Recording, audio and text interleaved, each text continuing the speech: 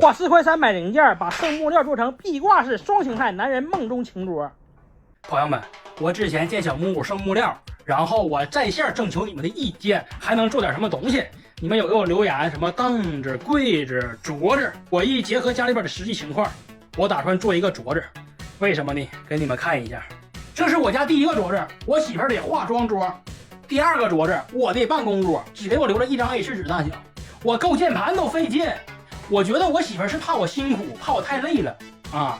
你看这上面啊，放的全是面膜，时刻提醒我工作的同时要敷点面膜，对皮肤好。这是第3个桌子，次卧的桌子。咱别说次卧的桌子了啊，这次卧的屋进去都费劲。这是第4个桌子，位于厨房的桌子。看这个做工能瞅出来啊，跟我媳妇的化妆桌是我同一批做的2个桌子。当然了，也失去了吃饭的功能。这是第5张桌子，厨房的桌子失去吃饭功能之后，就一直在茶几上吃饭。然后是第6个桌子，类似于吧台那种小圆桌，没事就喝水了什么玩意的，但是你们也能看到摆的满满当当。至此我一个桌子也没有用的，于是乎我就又做了一个柜子嘛，我发过视频，然后带一个抽拉桌，能够勉强的站着办公。所以我打算在我外边的专属小木屋里再做一张桌子，在小屋里选择靠窗的位置，喝茶吹吹风应该很惬意。然后我就测量，在找家里边之前剩的木料，选了这2张作为桌板，没有的材料抓紧买。别问我为啥这么便宜，媳妇儿教的好，花钱省不少。这个桌对于我来说是张飞吃豆芽小菜一碟，咱就不用电脑建模了，直接手绘效果图。只不过我封笔7年了，画直线只能靠直尺了。先用铅笔勾线，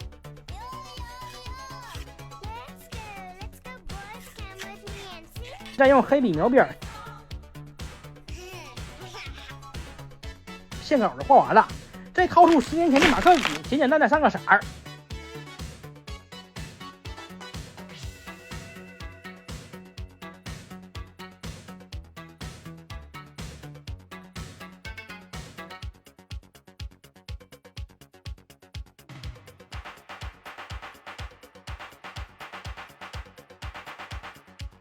这是作为我家第7个桌子的常规形态，因为外边那小屋吧，它宽度有限，就1.7米多，所以呢不能做一个固定的桌子在那摆着占地方害事，所以呢我做了一个壁挂式的。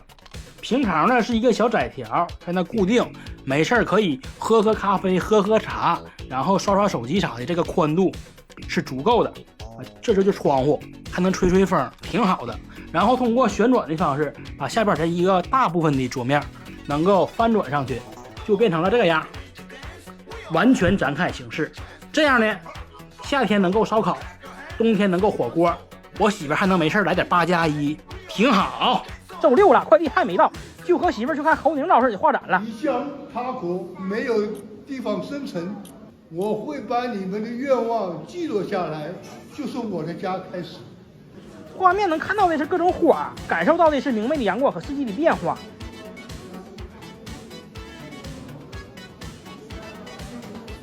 选了几张我喜欢的画给你们看看，以后给小屋做软装的时候啊，我也想画几幅画。到家已经很晚了，媳妇看到乌拉拉的视频，也想吃粉蒸肉了。媳妇宠的好，幸福活到老。生抽、老抽、糖、盐、黄酒、姜片拌匀腌半个小时。大米、糯米小火炒至微黄，用破壁机打成小米粒大小，再把肉都包裹住，开水蒸2个小时。短短的，一定要加一点黄酒，蒸完之后特别香。周天一早就去取快递了，天也太冷了吧，都结冰了。回来的时候，媳妇把饭都做好了，苹果、鱼甘蓝、橙子和柠檬，我俩爱吃酸的，所以我媳妇放柠檬比较多。我媳妇的艺术气息，去掉2个更好看。我媳妇不吃藕。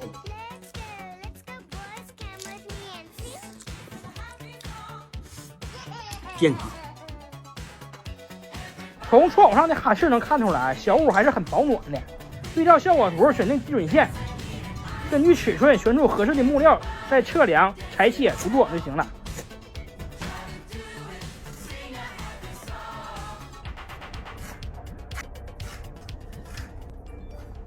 以前11月份的辽宁都下雪了，今年是一个雪花也没有。我心肠好，给你们看看木瓜子。先把小桌板的底座安装上，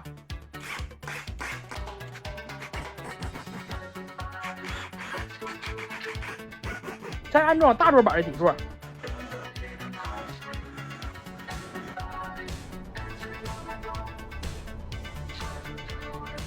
这个就是新买的零件，能够实现90度的翻折和固定。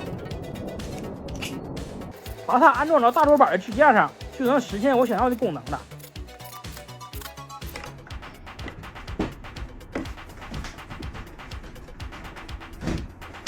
把边框修出斜坡会更丝滑。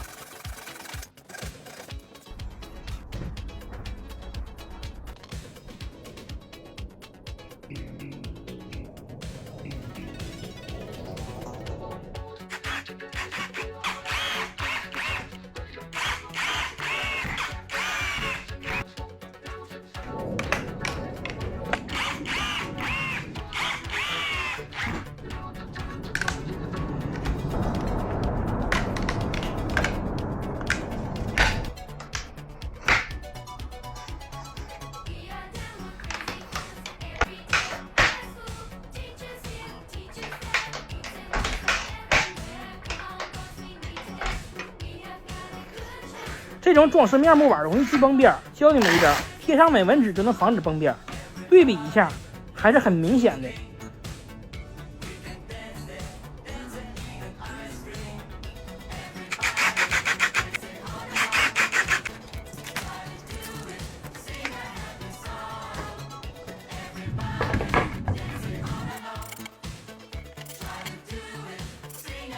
把小桌板安装上，看一下效果还是不错的。用同样的方法安装大桌板就完成了。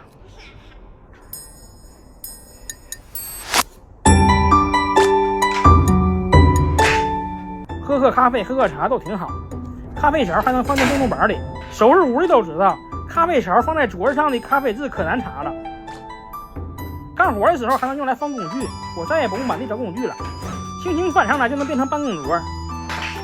这回我媳妇不能跟我抢了吧